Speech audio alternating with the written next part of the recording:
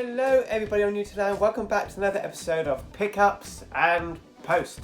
Got lots to go through this week, got a little bit of bonus footage, a couple of film reviews, and let's start off then with this week's pickups. Nosferatu, Robert Eggers' latest film on Blu-ray with a nice slipcover in a thick case, slippy, slip. This is a very good film. It's a little slow in the middle, but I still quite enjoyed it. Great performance from Bill Skarsgård, and ding dong, that's all I got to say. But yeah, very good film, really enjoyed it, looking forward to rewatching it. The extended cut is only 3 minutes extra, but hopefully it's 3 minutes of good footage. Star Chaser on Blu-ray, and this is an animated movie. It's a very good one as well. Back in the 80s, I think it was, maybe late 70s, I remember seeing this as a kid and I always liked it, but I couldn't remember the name of it for years. And then it came up on YouTube and I watched it. I thought, wow, this is actually really good. It's a lot better than I remembered. And yeah, so I got a Blu-ray of it sent to the post. Fantastic. Alien 3, The Legacy Cut. This is made by Project A34K, and it's a really, really damn good fan edit, shall we say. They've basically remastered the whole film in 4K. They have combined both the theatrical and the extended cut, and so it makes more sense of a film as well. This actually is a really good transfer, and it's the only version I will watch now. It's that damn good, and I've got an itch on my leg, sorry. And I've managed to get this. The guy who's doing the website left a link for people to download it to watch on their home devices, so you can't buy it in the shops. It never will be for sale. It's just something that a fan has made, and he sent me the link through an email, and a Blu-ray sleeve as well. My friend who makes the Blu-rays for me, he did it for me, so thank you very much to him. And this, like I said, this is the Legacy Cut. It's remastered in 4K, and the effects of the alien have been updated as well, so it looks better than it ever has done. And I have to agree, this is a phenomenal release. I mean, Alien 3 gets a lot of controversial opinions. Some people love it, some people absolutely hate it. I didn't like it too much when I first watched it years ago because of what it does to the two main characters from Aliens, or two of the main characters. But you know what, over time I accept it for what it is, and I really do love this movie now. And after watching the theatrical and the extended cut last year, it's so much easier to pop this one on instead. Like I said, picture and sound is amazing. I love how they've done all the effects. They've edited a few things, they've put in some deleted scenes, and the ending is perfect. Because obviously, as spoilers for like a 30-year-old, I don't know, 25 years old movie, I can't remember how old it is. It's about 20 odd years, maybe longer than that. Well, it must be, because it didn't come out in 2020, so let's say 30 years. Basically, there's a bit at the end where Ridley jumps off into the lava, and in the theatrical cut, the alien pops out, but in the extended cut, which is the better version of the film, the alien doesn't, she just jumps in. In this one, they've done all that, and they've had the alien coming out, which is perfect. That's all I've ever wanted, really changed to it. So there we go, that is on this cut, and it's about 2.5 hours. Fan-fucking-tastic.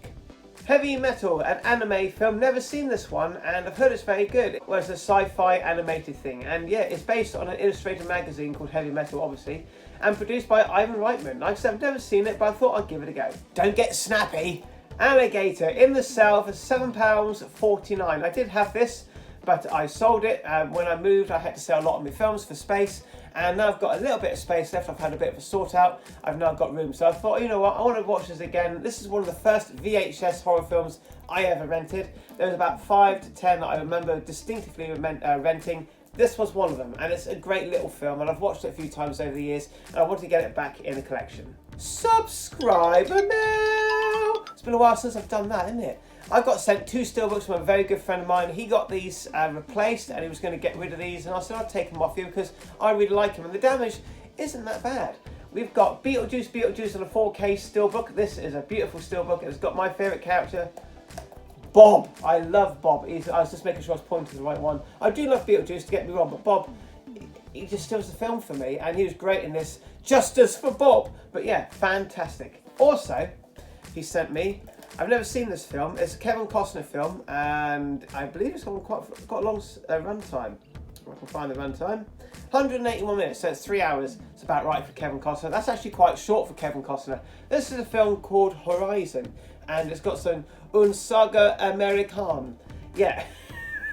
But yeah, this is basically cowboys and Indians sort of thing. Looks really good. Looking forward to checking this one out, because I did look quite good, but I never made it to the cinema because it was too long and it was shown at bad times for when I could go and see it. So yeah, Thank you, BigPauly. I'll leave a link down to his channel. He's got enough subscribers as it is, but what's a couple more, eh? Go and subscribe to him, send my regards, and yeah, thanks mate, I really appreciate it, and I'm going to be watching these again soon, because, well, why not?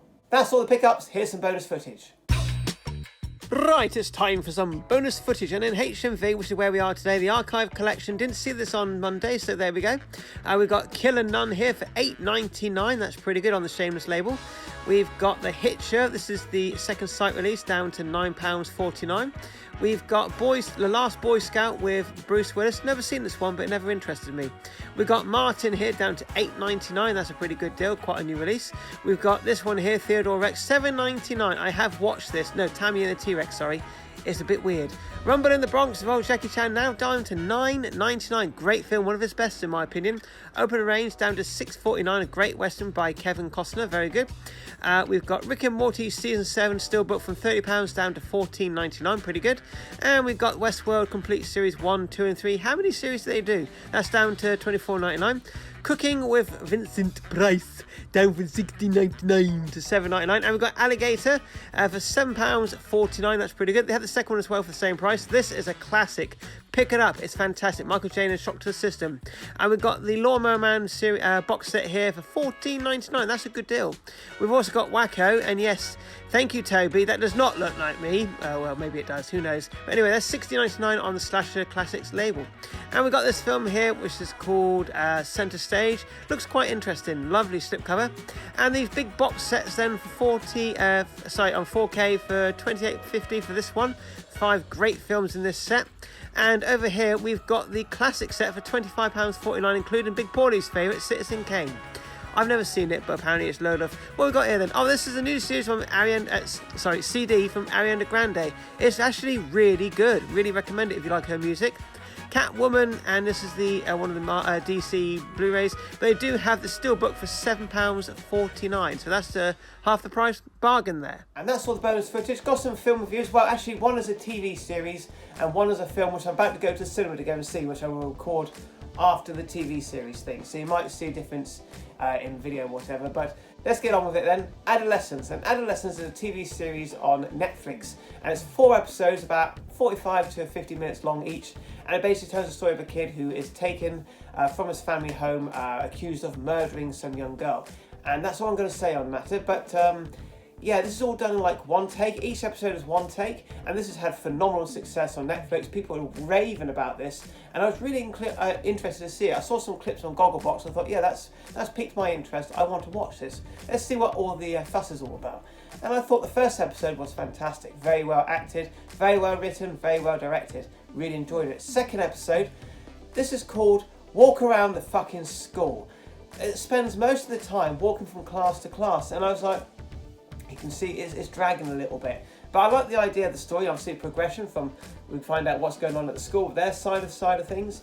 Very interesting, and I did like the story overall. I just felt like the walking around just got on and on and on and on, a bit tedious, but it was very cleverly done. I mean, considering it's all done in one take, it's very clever, like a play, but yeah. And then the third episode is basically a woman interviewing the kid, and it's all done in one go again, and yeah, that was very well acted. I like the writing and how they remembered all their lines and everything is astonishing. That little kid is very good in the part as well. And then we get to the fourth episode, where we spend it. It's like a year later, and we basically follow the family of what's been going on through the court case, and we don't see any of the court case or anything all that. We just follow the family, and then he cries a bit. And there's a scene where we're in the car driving, and they're just talking for about 15 minutes straight, and it's a bit tedious. I found it dragged a bit, and I thought the ending, yes, it was emotional and brilliantly acted. I was disappointed. I was really disappointed in the ending. We didn't get any conclusion. We had an idea what was going to go on with, I guess you could say, episode 3, where something was said, and also since episode 4, the boy phones up the dad to say what's going on, but it felt everything for nothing. To me, I just felt like, yes, okay, it is well acted, it is well written in the sense of what we actually do get, but it missed out so much and has so much potential, and I was really hoping we would get a solid ending, and we don't, in my opinion. Yes, like I said, it's emotional, yes, it's well acted, but it just didn't have the conclusion.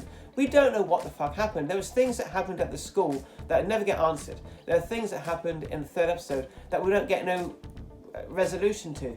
It just builds and builds and builds and goes flat right at the very end, and I was really disappointed by it. Up until then, I thought it was a very good show. It has its flaws, like I said, there's a lot of walking about, but the ending. If they don't land the ending, I don't think it's worth watching again. And that's how I feel. I will watch season 2 because apparently they first said they weren't going to do it, and now they said they are going to do it. So if they can fill in all the gaps, give us a proper fucking ending, I probably would rate it higher. So and hope it keeps the quality as well. But don't overdo it. Don't do this thing.